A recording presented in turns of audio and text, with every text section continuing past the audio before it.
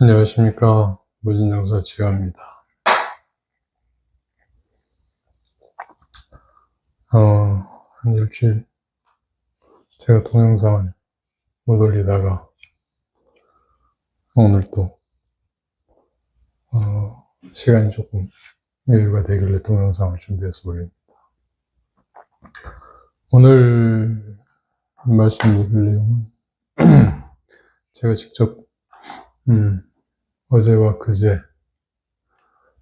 양일에 걸쳐서 경험한 내용을 좀 말씀드릴까 싶습니다. 터와 관련된 이야기입니다. 저는 그 풍수에 대해서는 잘 모릅니다. 풍수에 대해서는 따로 공부를 한 적은 없지만, 그냥 이것저것 인연 닿는 기도터나 어떤 장소에 가서 주로, 기도나 명상 같은 걸 했었는데, 그 풍수는, 장풍덕수 이런 개념 말고요. 형국론과 기열론, 이런 이야기가 있는 것 같아요. 형국론이라고 하는 것은, 산의 이제 어떤 생김새에 따라서 좌청룡 500호 이런 걸 따지는 것이 이제 형국론인 것 같고, 그 다음에 기열이라고 하는 부분이 땅에 특정한 어떤 기운들이 이제 결국에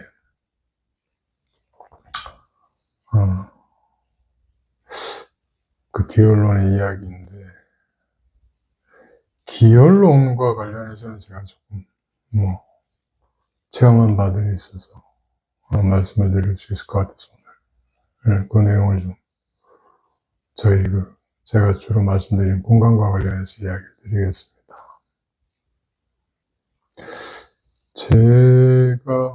저희 어릴 때 살던 집 말씀드렸었죠.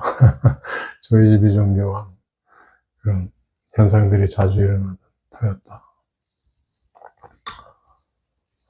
근데 제가 이 공부를 본격적으로 시작하기 전에 저희 집 근처에 있는 그 절 옆에 있는 계곡에 들어갔다가 아주 특정하게 이렇게 기운이 모이는, 땅으로 모이는 게 아니라 이렇게 허공의 기운이 이렇게 떠서 모이는 것을 본 적이 있었습니다.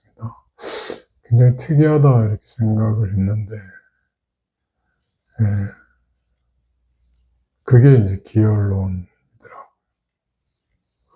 그래서 땅의 어떤 생김새와 상관없이 음양의 조화로 그게 만들어집니다.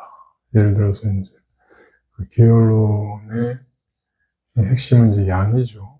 양의 에너지가 박혀 있고, 그 박혀 있는 주변을 이제 음의 에너지가 이렇게 감싸서, 음이 이제 곧 양을 키워내는 것이니까, 양을 보호하는 것이니까 음이 그 주변을 싸고 있게 되는데, 물론 이제 지금 말씀드린 이 이야기는 제가 자주 만나는 현암 형님이 주로 하시는 얘기를 제가 교동량을 해서 또 드리는 말씀이기도 합니다만, 어쨌든 이제 기라고 하는 것은 음과 양으로 구분이 되게끔 되어 있고, 그 기열론에서 우리가 음의 자리를 찾아 들어가는 것이 아니라 양의 자리를 찾아 들어가는 것이 핵심이기 때문에, 그 양의 자리라고 하는 부분이 이렇게 놓여져 있으면 그 주변에 이제 음의 기운이 이렇게 그 양의 기운을 싸게끔 그렇게 되어 있습니다. 그래서 그 양의 자리를 우리가 이제 혈장이라고 얘기를 한답니다.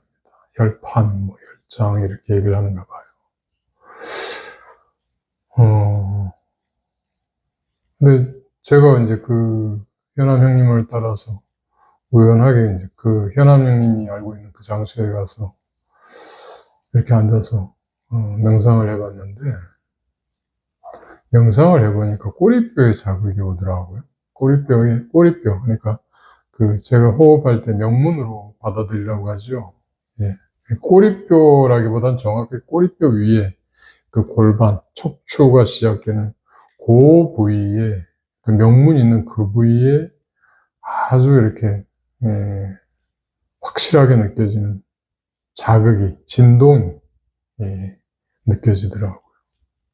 그리고 거기에서 계속 이렇게 호흡을 하면서 있어 보니까 기운이 금방, 이 허리를 한 바퀴 돌아서 발끝으로, 엄지발가락으로 해서 이렇게 쭉 빠져나가는 것, 그걸 느낄 수 있었습니다. 그리고 땅이 따뜻해요. 누워있어 보니까. 땅에서 올라오는 온기가, 그러니까 우리가 땅이 따뜻하다라는 게 이 땅의 온도를 얘기를 하는 것이 아니라 땅의 기운이 따뜻하다라고 혹시 이해가 되십니까? 그냥 바닥은 이렇게 서늘한데 거기에 누워있어요. 누워있다 보면, 굉장히 안온하고 따뜻한 기운이 느껴집니다. 그래서 차갑지가 않아요. 네.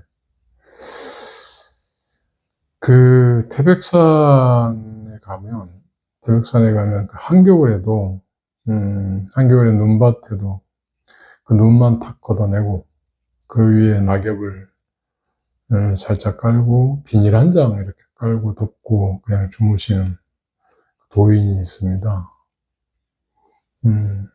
그렇게 옷을 두껍게 입고 다니는 것도 아니에요. 근데 자기는 그래도 충분히 춥지 않다라고 이야기를 합니다.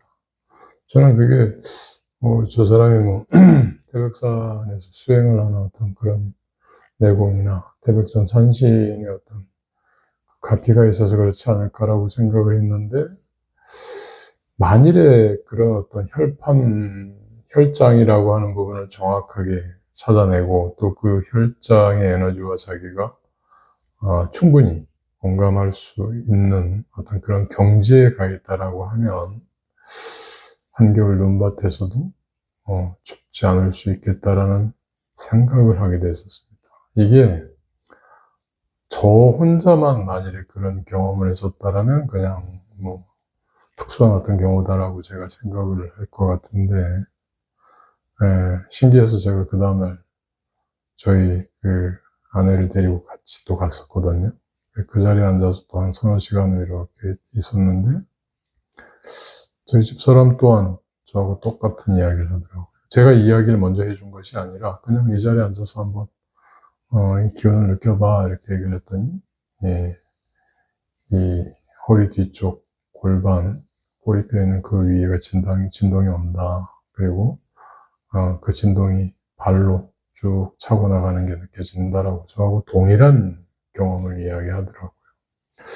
그래서 이게 그 풍수에서 형국 말고 기혈이라고 하는 부분, 그러니까 생김새와 상관없이 그 땅이 지니고 있는 특정한 에너지라고 하는 부분은 이런 그 하단전과 관련해서 생명을 관장하는 그런 부분에 주로 강한 에너지를 주는구나, 이런 걸 오늘 경험을 했습니다. 우리가 그 감정이나 이런 에너지들은 주로 이제 중단전을 쓰고요. 그 다음에 이제 신명과 관련한, 신계와 관련한, 깨달음과 관련한 것은 주로 상단전의 에너지를 쓰는데, 하단전이 단단해져야, 하단전이 튼튼해져야, 이 중단전과 상단전을 열어도 크게 무리가 없게 되거든요. 그래서 이제 제가 수행하는 과정 안에서 그 무드라 명상을 통해서 에고를 넘어서는 어떤 초월적인 경험을 먼저 시켜드리고, 그 다음에 이제 그 기라고 하는 부분이 몸 안에서 충분히 체득되도록 호흡법 말씀드리게 되는데, 보통 이제 무드라 명상은 몸 밖에 어떤 기운, 외부적인 어떤 기운을 빌려오는 데 있어서 그냥 그건 생각 에너지를 쓰거든요. 그러니까 우주의 어떤 공간 에너지를 쓰는데, 이 땅의 에너지죠. 혈장이라고 하는 부분은 이제 땅과 관련해서 이렇게 만들어지는 에너지이기 때문에 이거는 또 다른 경험이었어요. 그래서 중단전이나 상단전과 관련한 어떤 그런 에너지가 아니라 땅 자체가 지니고 있는 그런 기혈, 혈장, 뭐 이런 에너지들. 어떻게 엄밀하게 따지면 이제 물질 에너지라고 볼 수 있겠죠. 물질 에너지가 우리 인체에 줄 수 있는 영향이 또 이런 게 있구나라는 부분을 경험을 했었습니다. 그래서 이제 드는 생각인데, 수행을 하시는 것도 특정한 어떤 그런 장소를 한 번씩 찾아가면서, 하시는 것도 좋지 않을까. 우리가 살고 있는 집을 온전하게 떠나서 수행을 할 수 없으니, 이제 가끔씩이라도 뭐 그런 장소가 있다라면, 그런 장소를 찾아서 한 번씩 수행을 해보시는 것도 필요하지 않을까, 이런 생각이 듭니다. 어제 또 제 로망이 그 캠핑카에서 이것저것 돌아다니면서 수행해보는 건데, 또 캠핑카 욕심이 또 나섰습니다. 캠핑카 하나에서 그 장소에 좀 편안하게 사이사철 머물면서 한번 좀 수행해봤으면 좋겠다. 거기는 집을 지을 수 없는 장소예요. 그래서 캠핑카를 타고 가서 그냥 이렇게 자주 좀 수행을 해봤으면 좋겠다는 생각을 했었습니다. 나중에 기회가 되면 뭐 그런 장소가 몇 군데가 더 있다고 하니까 한번 기회가 되면 저를 찾아오시는 분이나 아니면 또 인연이 닿는 분들이 있으면 같이 한번 수행해 볼 기회를 가졌으면 좋겠습니다.